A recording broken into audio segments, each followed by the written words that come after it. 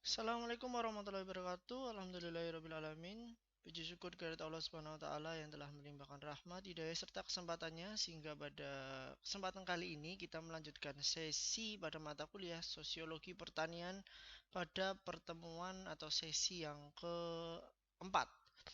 Pada sesi sebelumnya kita telah membahas terkait dengan yang namanya interaksi sosial yang ada di masyarakat, khususnya pada masyarakat pedesaan. Nah, sekarang kita akan melanjutkan terkait dengan sistem nilai dan juga terkait dengan stratifikasi sosial. Kita mulai dari pembahasan yang pertama yaitu sistem nilai. Seringkali kita melihat di masyarakat ada nilai-nilai yang dijunjung tinggi. Tentu saja nilai-nilai yang dijunjung tinggi itu antara masyarakat yang satu, daerah yang satu dengan daerah yang lainnya akan berbeda juga. Nah, sebenarnya apa sih itu sistem nilai gitu ya? Basrowi menyatakan bahwa sistem nilai merupakan nilai inti atau bahasa Inggrisnya adalah core value dari masyarakat yang dijunjung tinggi dan diakui oleh setiap manusia di dunia untuk berperilaku. Berarti yang namanya nilai ini ada erat kaitannya dengan perilaku di masyarakat. Nah, sistem nilai ini sendiri sering diasosiasikan dengan yang namanya value dan juga norms ya. Value itu sendiri nilai, norms itu norma kalau di bahasa Indonesia kan ya, norma-norma.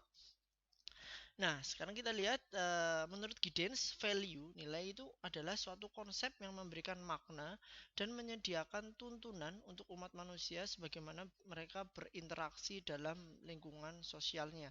Jadi value-nya atau nilainya itu memberikan makna dari setiap kegiatan interaksi di masyarakat ya di lingkungan sosial. Misalnya ketika kita berinteraksi, ketika kita beraktivitas itu sebenarnya ada value-nya nggak sih, ada nilainya nggak sih di mata masyarakat tersebut.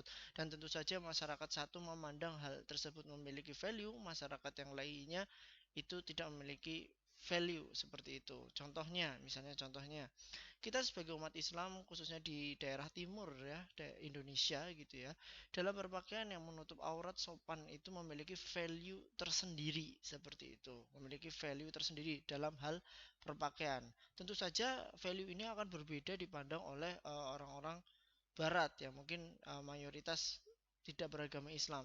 Mungkin mereka value atau value kesopanan ya modestinya itu berbeda dengan kita orang timur dan orang Islam. Mereka orang barat yang kebanyakan non muslim ya kesopanan itu nggak harus dari pakaian. Kesopanan itu bisa hanya berperilaku atau berperilaku saja yang namanya berpakaian terbuka itu ya itu sudah biasa seperti itu. Contohnya seperti itu. Adapun norma masih ada kaitannya erat dengan value ya. Value, norma adalah aturan atau perilaku yang merefleksikan atau menjelma dalam sebuah nilai budaya. Norma ini levelnya sudah di atasnya. Kalau value itu tadi maknanya, oh ini bermakna seperti ini. Norma ini sudah menjadi perilaku gitu ya, udah jadi budaya yang ada di masyarakat. Seperti kita, umat Islam di Indonesia atau mungkin di negara-negara Timur Tengah yang namanya berpakaian itu mungkin sudah jadi budaya kita gitu. Yang awalnya mungkin itu value dari kepercayaan yang kita anut, tapi kita sudah terus berkembang dan menjadi budaya yang kita pegang hingga saat ini. Sehingga mungkin di masyarakat pedesaan khususnya ya, kalau di masyarakat perkotaan mungkin ada pembahasan yang lain. Yang namanya berpakaian, contohnya kita masih masih pembahasan pakaian, ini benar-benar sangat-sangat disorot ya, disorot. Kalau tidak sopan sedikit itu sudah melanggar, tidak hanya melanggar value tapi sudah melanggar norma sosial yang ada di masyarakat atau norma agama yang berlaku di masyarakat, sehingga pasti ada side effectnya atau ada efek sampingnya yaitu berupa konsekuensi-konsekuensi tertentu yang nanti akan kita bahas pada hari ini. Seperti itu paling tidak basic-basic dari sistem nilai yang ada di masyarakat. Nah, value dan norm sendiri bekerja sama ya, saling saling berkaitan gitu ya, untuk mengarahkan dan menentukan bagaimana anggota dari suatu budaya berperilaku sesuai dengan lingkungannya. Seperti itu. Itu menurut Giddens 2004. Untuk Ibrahim sendiri pada tahun 2002 menyatakan bahwa sistem norma merupakan sejumlah norma yang terangkai dan berkaitan satu dengan yang lain. Ketika norma yang ada di masyarakat itu tidak hanya satu ya, pasti kan banyak seperti itu. Norma juga kita mengenal ada yang norma sosial, norma agama dan sebagainya. Itu juga dirangkai menjadi satu itu yang dinamakan dengan sistem norma, di mana norma-norma ini memiliki kekuatan yang saling mengikat yang berbeda-beda tentunya. Atas dasar kekuatan mengikatnya ini maka dikenal dengan istilah ada yang namanya kebiasaan, adanya tata kelakuan, bahkan sampai tingkat yang teratas yaitu adalah adat istiadat gitu. Akhirnya timbullah adat istiadat dalam suatu masyarakat. Sukamto sendiri mula-mula norma dibentuk itu awalnya secara tidak sengaja, namun lama-kelamaan dibuat secara sadar. Contohnya adalah perantara dalam jual beli. Dulu orang jual beli ya antara penjual dan pembeli. Akhirnya semakin kompleks. Akhirnya dicoba ada perantara. Ya udah perantara ya, makelar misalnya. Sampai sekarang ini berkembang sampai di era modern ini yang namanya makelar akhirnya sangat-sangat berkembang pesat. Dan ini bukan hanya sebagai cara saja, tapi itu sudah menjadi sebuah ya kebiasaan, bahkan kelakuan atau mungkin sebuah adat baru yang sistem baru yang ya itu wajar saja melakukan hal seperti itu, adanya perantara dibandingkan dengan zaman dulu seperti itu. Bahkan di era modern ini kita sudah kenal berbagai macam yang namanya perantara, istilah-istilahnya ada broker ya, trader, dropshipper, reseller, dan berbagai macam caranya. Nah, ini adalah bentuk dari perkembangan sebuah norma-norma atau sistem nilai yang awalnya hanya ya secara nggak sengaja lama-lama dibuat secara sadar dan terbentuklah menjadi sebuah adat gitu ya, sebuah adat istiadat. Dan di sini adat istiadat itu tidak melulu terkait dengan yang tradisional, walaupun kebanyakan kalau kita bahas di pedesaan kebanyakan yang seperti itu. Cuma kalau kita gabungkan di era modern yaitu lebih luas lagi artinya. Maka dari itu pada pembahasan kali ini nanti kita akan persempit di masyarakat pedesaan atau sedikit-sedikit lah ada contohnya secara umum. Nah, kekuatan norma dalam mengikat anggota masyarakat itu berawal dari yang paling lemah gitu ya ke yang paling kuat, mulai dari cara atau usage, kemudian berkembang menjadi kebiasaan. Ketika cara itu dilakukan berulang-ulang kali, kebiasaan itu akhirnya menjadi tata kelakuan gitu ya. Tata kelakuan itu jadi adat istiadat. Cara itu sendiri awalnya bisa dari yang tidak sengaja, yang kemudian bisa dikonsep secara sadar juga gitu ya. Oleh karena itu sebenarnya ketika kita ingin sesuatu menjadi adat istiadat atau sesuatu menjadi kebiasaan masyarakat di kemudian hari, di masa depan, sebenarnya kita sudah mulai merencanakannya dari sekarang. Oke, kita akan bahas dulu dan nanti mungkin kita akan sedikit membahas mengkonsep kira-kira ke depan itu mau seperti apa. Oke, yang pertama adalah cara ya, usage gitu ya. Menunjukkan pada suatu bentuk perbuatan ya. Perbuatan cara itu bisa macam-macam lah. Kalau di pedesaan itu cara apa contohnya? Cara bercocok tanam, cara beternak gitu ya. Cara berpakaian mungkin. Cara membudidayakan ikan, misalnya seperti itu gitu. Nah, ini cara-cara yang biasa sudah dilakukan gitu ya, secara sadar maupun tidak, kita awalnya tidak sadar gitu. Nah, biasanya kalau sudah diterapkan di masyarakat, pelanggarannya kalau nggak sesuai dengan cara tersebut, ya biasanya hanya berupa celaan lah, sindiran atau omongan. Ini masih ringan gitu. Misalnya ada yang biasa bercocok tanam dengan metode A gitu, ternyata sekarang metode B gitu. Oh ini loh, kok caranya kayak gitu sih gitu ya, paling sekedar sebatas sebatas itu gitu. Ada yang misalnya memakai pakaian yang biasanya kalau sholat misalnya pakaiannya rapih gitu ya, rapih dalam arti biasa pakai koko, biasa pakai sarung, pakai peci, terus tiba-tiba seringkali ada orang yang tidak memakai koko, peci atau sarung pada sholat gitu, di mana masyarakat tersebut sering kebiasaannya caranya seperti itu, tapi ternyata dia tidak pakainya kaos berkerah, pakai celana dan sebagainya. Biasanya ada sindiran-sindiran, doh kok pakaiannya kayak gitu sih, harusnya kan pakai seperti ini gitu. Itu masih berupa omongan biasa gitu ya, omongan biasa. Kemudian ketika cara-cara tersebut sering dilakukan akhirnya meningkat menjadi sebuah kebiasaan atau folkways. Nah, ini merupakan cara atau kebiasaan yang diulang-ulang, caranya diulang-ulang dalam bentuk yang sama, yang merupakan bukti bahwa orang menyukai perbuatan tersebut. Nah, mungkin dari awal cara bercocok tanam menemukan sesuatu hal yang baru. Dulu misalnya sawahnya kebanyakan tak ada hujan, sekarang pakai irigasi gitu ya, bikin irigasi yang permanen atau yang semi permanen dan sebagainya. Oh, akhirnya banyak orang yang suka nih kalau di pertanian nih, banyak petani yang suka.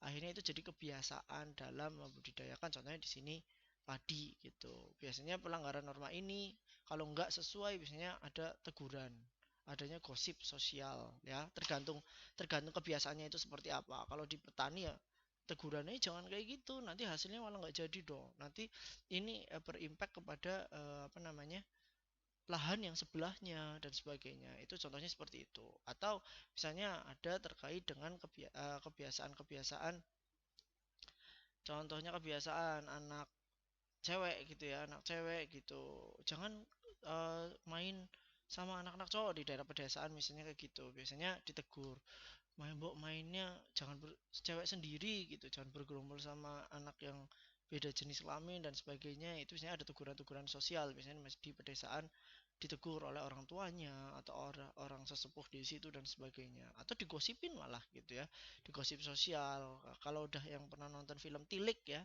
lah itu contohnya, salah satu contoh gosip sosial ya di film Tilik tersebut gitu. Kemudian ya namanya Volkswagen atau kebiasaan itu ya, kalau lebih intens lagi bisa meningkat menjadi sebuah tata kelakuan. Nah, ini sudah kebiasaan yang dianggap sebagai norma pengatur gitu ya. Udah mengatur masyarakat, ada norma sosial tertentu yang ada di masyarakat gitu. Kalau melanggar ini bisa ada pengucilan gitu ya. Misalnya tadi kebiasaan pakai pakaian gitu ya, pakai pakaian muslimah menutup aurat jadi kebiasaan dan akhirnya menjadi norma di masyarakat gitu. Kalau yang melanggar itu sudah bisa menjadi norma yang ada di situ. Contohnya di masyarakat Aceh misalnya ya, di masyarakat Aceh, bahkan di Aceh mungkin sudah jadi adat ya, bahwa di masyarakat Aceh itu ada aturan bahwa yang memakai wanita itu harus berjilbab gitu, menutup aurat dan sebagainya. Di sana ada polisi adat. Tidak hanya di Aceh, di Bali juga ada, di daerah lain juga ada yang namanya polisi adat yang itu menegur orang-orang yang misalnya berduaan yang bukan muhrim gitu ya, bukan mahramnya, sorry, berduaan ditegur gitu. Kalau melanggar ya dikucilkan dan sebagainya. Tidak boleh pergaulan anak muda gitu ya di suatu tempat, nggak boleh bermain laki-laki di tempat perempuan terlalu malam gitu, apalagi dalam kondisi yang sudah orang tuanya nggak ada gitu. Itu kalau ketahuan gerupuk bisa dikucilkan di masyarakat, itu juga bisa. Itu tata kelakuannya, kebiasaan norma yang ada di masyarakat. Tentu saja ini berbeda dengan di mana, dengan di negara-negara barat, otomatis ini sangat berbeda. Maka dari itu sistem nilai itu tidak bisa disamaratakan di daerah satu dengan di daerah yang lain. Salah satu contohnya itu. Nah, tata kelakuan ini ya, bisa juga lebih berkembang lagi menjadi apa? Menjadi sebuah adat istiadat. Nah, ini adat istiadat ini sudah mengakar di masyarakat dan pasti dilakukan ya, karena sudah turun temurun seperti itu. Ini adat istiadat ini atau custom ini mencerminkan sifat-sifat yang hidup dari kelompok manusia yang dilaksanakan sebagai pengawas secara sadar maupun tidak sadar oleh masyarakat terhadap anggota-anggota yang ada di masyarakat. Contohnya adat istiadat pernikahan ya, mungkin dari zaman dulu yang namanya pernikahan ya akad selesai gitu, akad selesai. Tapi sekarang sudah mulai berkembang namanya adat istiadat, uh, akhirnya berkembang, ada pernikahan, pakaian adat, tata caranya dan sebagainya. Nah, ketika sudah ada adat adat adat istiadat ini juga sebagai pengawas bagi masyarakat. Kadang-kadang di daerah tertentu, misalnya kalau di Banyumas kita ada begalan gitu. Nanti di daerah Sumatera, daerah tertentu biasanya yang wanita yang melamar apa ya, nanti dikoreksi ya, melamar yang laki-laki. Nanti di Makassar ada adat sendiri dan sebagainya. Ketika orang-orang tidak sesuai dengan adat istiadat, biasanya ada banyak lah ya sanksi sosial, ada mempertanyakan kenapa sih nggak kayak gitu dan sebagainya. Di Wonosobo ada kalau setiap panen gitu ya, setiap panen ada juga adat-adat tertentu ketika melaksanakan panen seperti itu. Nah, ini adat istiadat ini sudah gelombang yang paling besar dari cara, kebiasaan meningkat jadi tata kelakuan, akhirnya menjadi sebuah adat istiadat seperti itu. Nah, sistem nilai untuk sistem normanya sendiri dalam masyarakat biasanya mengalami proses yang pada akhirnya akan menjadi bagian tertentu dari lembaga kemasyarakatan. Proses tersebut itu dinamakan proses pelembagaan, ya. Dan fungsi norma sendiri menurut Ibrahim yang satu adalah Pertama adalah memberikan pedoman kepada anggota masyarakat bagaimana harus bertingkah laku dalam menghadapi masalah-masalah pemenuhan kebutuhan hidup. Ada pedoman-pedoman di situ terkait dengan cara, kebiasaan, ya, tata kelakuan dan sebagainya, sehingga adat istiadat gimana sih seharusnya. Kalau nikah tuh harusnya kayak gimana? Ketika meninggal harusnya seperti apa? Ketika panen misalnya maunya seperti apa? Atau ketika ada kejadian tertentu biasanya itu masyarakat tersebut menerapkannya seperti apa? Kemudian menjaga keutuhan masyarakat, ya, namanya juga sistem nilai. Sistem nilai itu dibuat juga untuk menjaga yang namanya keutuhan masyarakat. Misalnya kebiasaannya di Jawa atau di Indonesia secara keseluruhan ada sopan santun, ramah tamah dan sebagainya, memperlakukan tamu itu seperti apa, itu juga bisa menjaga keutuhan kita gitu sebagai masyarakat timur, ya, Indonesia pada khususnya. Kemudian memberikan pegangan kepada masyarakat untuk mengadakan sistem pengendalian sosial, ya. Ini juga yang namanya semua tadi yang disebutkan sistem nilai tadi itu juga untuk pengendalian sosial agar orang ini contohnya tidak keluar dari nilai yang ada di masyarakat gitu. Maka dari itu ada biasanya kadang-kadang ada sanksi fisik, ya. Bahkan intimidasi, cemoohan, gosip sosial biar memberikan efek jera atau rasa malu bagi pelanggar norma yang ada di masyarakat tersebut. Nah, itu salah satunya adalah untuk menjaga yang namanya sanksi itu adalah untuk menjaga agar masyarakat tidak menerobos dari peraturan atau nilai yang berlaku di masyarakat yang ada seperti itu. Oke, kita lanjutkan. Nah, itu tadi terkait dengan sistem nilai, ya. Kita sistem nilai dulu. Nah, dari sistem nilai ini kita tahu, ya, bahwa sistem nilai sehingga bisa menjadi sebuah adat istiadat itu perlu proses yang sangat-sangat panjang yang berawal dari cara gitu, ya. Berawal dari sebuah cara, kebiasaan, tata kelakuan hingga menjadi adat istiadat seperti itu. Nah, oleh karenanya tadi kita kembali lagi. Sebenarnya cara itu pun sendiri bisa kita rencanakan, walaupun ada yang tidak sadar akhirnya bisa kita rencanakan gitu. Dimana cara itu berbuah awal dari yang namanya pola pikir dulu. Paling gampang adalah pola pikir Indonesia itu seringkali yang namanya jam karet, ya. Jam karet, ya, atau telatan gitu, telat, tidak on time dibandingkan dengan negara Jepang mungkin yang sudah terkenal dengan orang yang disiplin, on time dan sebagainya. Tidak hanya Jepang, ya, negara barat seperti Eropa maupun Amerika Serikat itu juga menetapkan hal-hal yang seperti itu.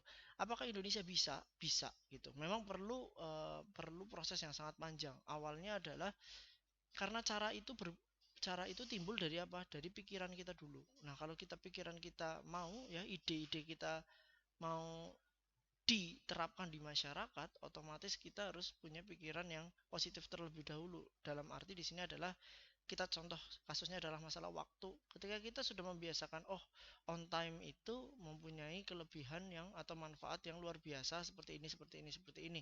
Disiplin waktu itu seperti ini. Mulai dari mana? Mulai dari kita sendiri dulu aja. Cara kita sendiri, kita menghormati orang lain adalah dengan cara on time. Nanti dari kita mungkin susah, ya, kalau orang lain disuruh on time gitu. Kecuali kita punya power di situ. Nah, kita akhirnya jadi kebiasaan kita, kebiasaan di keluarga kita, anak-anak, ya, anak-anak kita hingga cucu-cucu kita akhirnya menjadi tata kelakuan sehingga nanti suatu saat Bismillah gitu, ya, Bismillah Indonesia di tahun 2050 atau 2100 sudah menjadi negara yang terkenal akan on time-nya atau disiplin waktunya. Itu baru masalah on time, ya, dan dimulai dari hal yang kecil terlebih dahulu.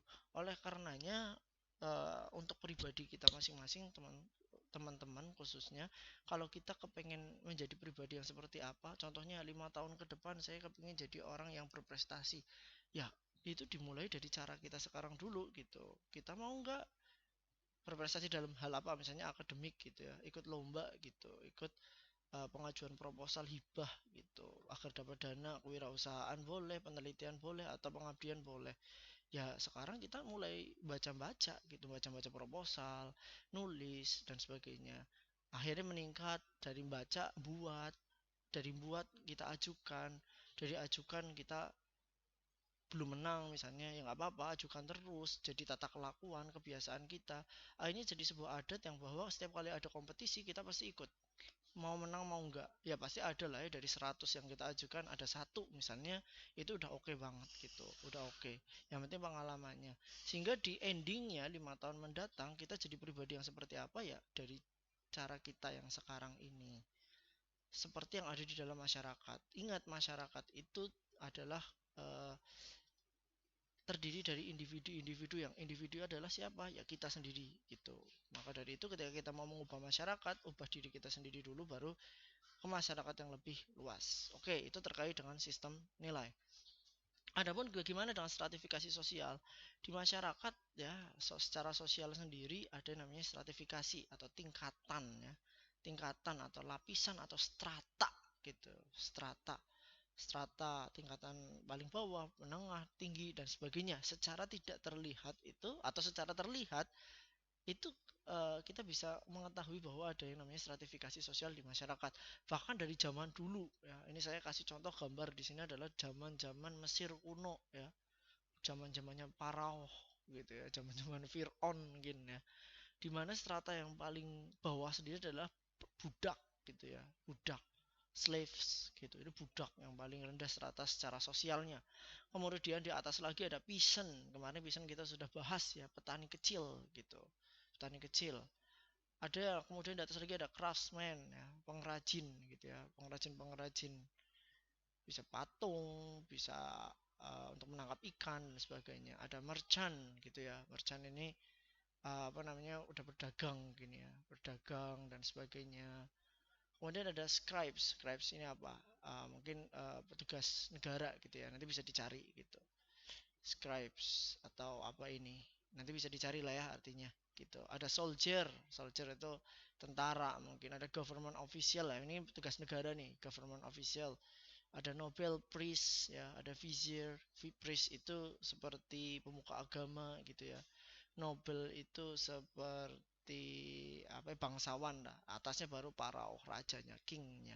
Itu secara strata sosial saja sudah berbeda dari zaman dulu. Bagaimana dengan zaman sekarang? Ya pasti masih ada. Selagi kita bermasyarakat pasti ada yang seperti itu. Menurut Sorokin, stratifikasi sosial adalah pembedaan penduduk atau masyarakat ke dalam kelas-kelas secara bertingkat atau secara hierarkis.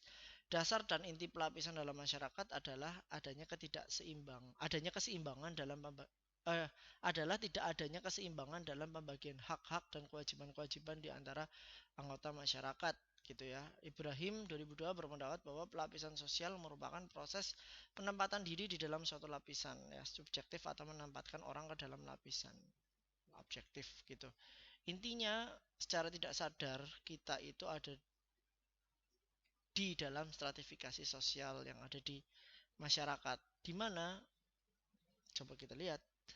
Nah, secara sederhana pelapisan sosial yang ada dalam masyarakat muncul karenanya ada sesuatu yang bernilai dibanding dengan yang lainnya. Menurut Basrowi, stratifikasi sosial dalam masyarakat pada prinsipnya dapat diklasifikasikan menjadi 3 macam. Ada stratifikasi yang berdasarkan karena ekonomi ya. Wah, ada ekonomi terbukti ada ya. Ekonomi bawah, menengah dan atas gitu. Ada yang berdasarkan politis, kekuatan politis, ada yang juga bisa berdasarkan jabatan ya. Di perusahaan, di pekerjaan sendiri ada yang namanya stratifikasi sosial ya, jabatan gitu, struktural gitu. Di universitas ada rektor, wakil rektor, dekan, wakil dekan, kaprodi, sekprot ya dan sebagainya. Itu saja sudah ada stratifikasi di situ. Di sosial ya pasti kelihatan. Mungkin teman-teman punya tetangga, punya saudara, atau ya yang di lingkungan teman-teman itu bagaimana, oh itu camate gitu, itu KDC dan sebagainya. Itu pasti punya kelas-kelas tersendiri ya. Secara tidak langsung kita bisa melihat hal tersebut. Dimana ketiga dasar stratifikasi di atas ini, ekonomis, politis maupun jabatan, itu ya saling berhubungan satu sama lain gitu. Dalam sistem komunitas sosial komunitas desa ya, biasanya mereka yang digolongkan pada strata atas nih ya, yang paling atas di desa adalah biasanya kayak pamong desa gitu ya, pejabat-pejabat desa, misalnya kades dan sebagainya. Atau kalau yang kelurahan ya lurah, orang kaya yang ada di desa gitu, tuan tanahnya, yang punya lahan banyak, Kemudian orang-orang yang berpendidikan yang ada di setempat di situ, oh guys sarjana gitu, atau mungkin S2 tuh master atau doktor atau profesor dan sebagainya yang ada di desa itu. Oh itu dulu sekolahnya ada di luar negeri dan sebagainya, itu pasti jadi tokoh lah yang di desa. Kemudian para ulama, tokoh-tokoh agama yang ada di tempat itu pasti lebih dianggap gitu ya, lebih di ya strata atas ya lebih dihormati lah secara tidak langsung orang-orang yang ada di strata yang atas. Adapun yang strata menengah itu biasanya orang-orang yang tingkat ekonominya sedang, kayak pedagang, petani kecil dan lain-lain. Pedagangnya juga bukan pedagang yang kaya ya. Kalau pedagang yang kaya mungkin masuknya ke strata yang atas gitu. Karena masuk orang kaya desa ya kemungkinan. Yang biasanya yang ada di strata yang bawah itu biasanya buruh yang tidak memiliki tanah ya, orang yang tingkat ekonominya di bawah lah gitu, yang biasanya memerlukan bantuan dan sebagainya. Nah, dari tiga ini saja mungkin kita bisa melihat bagaimana masyarakat memandang mereka, suka atau tidak suka. Coba seperti apa? Kalian bisa menjawab masing-masing seperti itu. Maka dari itu, kalau di agama Islam sendiri, sebenarnya mau kelas manapun nggak ada masalah. Mau kamu kulit hitam, kulit putih, bangsa apa, bangsa ini, kaya, miskin, gak ada masalah. Yang penting adalah ketakwaannya. Maka dari itu di Islam sendiri sebenarnya menghapus hal-hal yang seperti ini di hal-hal yang stratifikasi secara sosial ini. Tapi at least kita di masyarakat kita harus paham hal ini, karena hal ini benar-benar terjadi secara suka atau tidak suka. Ada yang namanya stratifikasi sosial, di mana stratifikasi sosial sendiri memiliki yang namanya tiga dimensi. Kita contohnya yang atas lah ya, strata atas gitu. Dimana dimensi pertama adalah kekuasaan ya. Ketika orang memiliki kekuasaan, ya ada merupakan kesempatan yang ada pada seseorang untuk melaksanakan kemauannya dalam suatu tindakan sosial. Kalau dia punya jabatan yang lebih tinggi, otomatis dia punya kuasa yang lebih tinggi gitu. Punya kuasa yang lebih tinggi gitu ya. Presiden otomatis punya kekuasaan tertinggi gitu. Gubernur ya at least satu provinsi dia punya kekuasaan tertinggi untuk mengatur, misalnya gitu. Kades ya satu desa. Kemudian yang kedua memiliki privilege atau hak istimewa, hak mendahului dan hak untuk memperoleh perlakuan khusus dalam kehidupan bersama. Itu punya privilege tertentu gitu. Misalnya kita dalam suatu acara gitu, rombongan acara dan sebagainya, ini nggak ada kaitannya dengan jabatan ya, tapi tiba-tiba ada Pak Camat datang ya langsung, biasanya masyarakat kan oh monggo Pak gitu, ada ulama datang ya monggo dipersilahkan, ya itu punya privilege tersendiri gitu. Ada Ustadz oh, monggo Ustadz gitu duluan dan sebagainya gitu, pasti ada diistimewakan, hak istimewa, dan itu natural banget gitu, natural sekali gitu, gak ada masalah gitu. Dan juga memiliki prestis ya, kehormatan ya, prestis yang dikaitkan dalam satu sistem sosial tertentu ya, prestis aja, gue anak lurah loh, gue anak presiden dan sebagainya, itu punya prestis tersendiri, apalagi pelakunya langsung gitu. Di mana lapisan-lapisan sosial mengalami perkembangan atau perubahan tergantung dari kehidupan masyarakat yang setempat ya, atau masyarakat lainnya. Otomatis yang namanya masyarakat ini nggak stagnan, pasti berkembang terus secara sosial. Bisa ada perubahan-perubahan sebagainya. Setidaknya ada dua sifat pelapisan sosial yang mempengaruhi perubahan, yaitu yang pertama adalah stratifikasi sosial yang bersifat tertutup. Ciri-cirinya adalah sulitnya seseorang untuk berpindah dari satu lapisan ke lapisan yang lainnya. Contohnya kasta gitu. Kasta ya, biasanya ini ada di kepercayaan-kepercayaan tertentu gitu, ada yang namanya tingkatan-tingkatan kasta. Coba teman-teman melihat browsing terkait dengan berbagai macam kasus, bahkan ada kasus pelecehan seksual, pemerkosaan pada kasta rendah yang dilakukan oleh kasta yang lebih tinggi. Itu biasanya terjadi di negara India. Kalian boleh browsing sendiri. Misalnya saya salah mengatakan ini, nanti bisa dikoreksi gitu ya, bisa dikoreksi. Kemarin saya baru baca juga hal-hal terkait hal tersebut. Nah ini susah nih ya, kalau kastanya saya nggak hafal, kasta pelapisan kasta itu seperti apa, tapi yang jelas kasta yang lebih rendah itu biasanya didiskriminasi ya, akhirnya didiskriminasi, dan biasanya kasta yang lebih tinggi itu bisa ya ya kalau kasusnya kriminal ya ya karena dia kastanya lebih rendah gitu. Mohon maaf nih, nanti bisa dikoreksi, bisa kalian cari sendiri beritanya gitu. Adapun ada stratifikasi sosial yang bersifat terbuka, di mana setiap anggota masyarakat mempunyai kesempatan untuk berpindah dari satu lapisan ke lapisan yang lain. Dan hal ini dapat dilakukan dengan usaha berdasar kecakapan sendiri. Misalnya, stratifikasi ekonomi ya dari yang perekonomiannya tadi rendah atau ke bawah bisa lari ke sedang bahkan ke yang tinggi ya. Dulunya miskin terus besoknya jadi kaya, itu salah satu bisa berpindah stratifikasi sosial yang bersifat terbuka. Yang dulunya tidak berpendidikan akhirnya berpendidikan. Nah, itu bisa berubah. Kemudian unsur-unsur lapisan dalam masyarakat, kedudukan ya, status tempat atau posisi seseorang dalam masyarakat itu ada ascribe status, yaitu status seseorang karena kelahirannya ya. Lahir udah anak sultan gitu misalnya ya. Contohnya seperti itu, dia udah punya status, besoknya ini calon calon sultan nih gitu. Itu bisa juga gitu. Turun temurun ya, anak raja besoknya jadi raja nih ya, di sistem kerajaan yang masih turun temurun gitu ya. Ada juga achieve status, kedudukan seseorang yang diperoleh melalui usaha yang disengaja. Contohnya kalian sedang berpendidikan akhirnya nanti jadi sarjana, itu ada usaha ya. Secara ekonomi dari miskin sedang ke kaya itu juga harus ada usaha. Ada assign status, kedudukan yang diberikan oleh orang lain ya, biasanya ada di keraton gitu ya, di keraton gelar raden atau gelar apa gitu ya, memberikan kepada orang di luar keraton, itu kan ada gitu ya. Atau dari institusi pendidikan gitu, gelar doktor honoris causa gitu juga bisa diberikan oleh orang lain gitu, bisa juga. Nah, adapun peranannya, roles, itu mengatur perilaku seseorang, juga dapat meramalkan perbuatan orang lain dalam batas tertentu, sehingga orang yang bersangkutan akan dapat menyesuaikan perilakunya dengan perilaku orang lain ada di kelompoknya. Ketika orang itu diberikan peranan tertentu, misalnya Anda menjadi bendahara desa, ya udah berarti peranan Anda sudah bisa diprediksi nanti akan melakukan hal apa. Kades akan melakukan hal apa, sekretaris akan melakukan hal apa. Salah satunya contohnya adalah itu. Begitu juga dengan peranan-peranan yang lain. Mungkin itu saja, kurang lebih mohon maaf. Mohon tadi ada beberapa yang bisa dikonfirmasi dan bisa juga saya salah memberikan informasi. Nanti bisa ada kritik ya di komen, bisa juga seperti itu. Kurang lebih mohon maaf. Billahi taufik walhidayah. Wassalamualaikum warahmatullahi wabarakatuh.